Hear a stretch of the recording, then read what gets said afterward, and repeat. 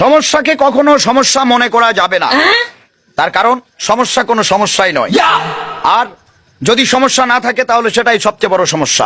কিন্তু এখন সমস্যা আছে, অতএব কোনো সমস্যা নেই।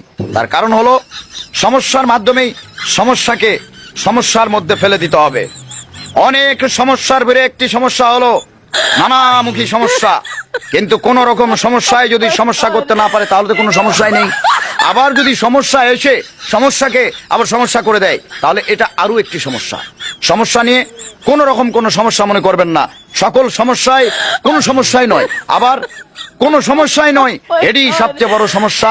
সবকিছুর মূলে সমস্যা থেকেই সমস্যা, সমস্যার ভিড়েই সমস্যা, সমস্যাকে সমস্যার মাধ্যমে সমস্যাকেই সমস্যা করে দিতে হবে। অতএব কোন রকম কোন সমস্যা নিয়ে আর কোনো সমস্যা নেই। সকল সমস্যা অলরেডি এখন সমস্যার মধ্যে পড়ে গিয়েছে। আপাতত সমস্যাকে সমস্যা করে দিয়ে আমি নিজেই একটা সমস্যা হয়ে গেছি, আর কোনো সমস্যা নেই।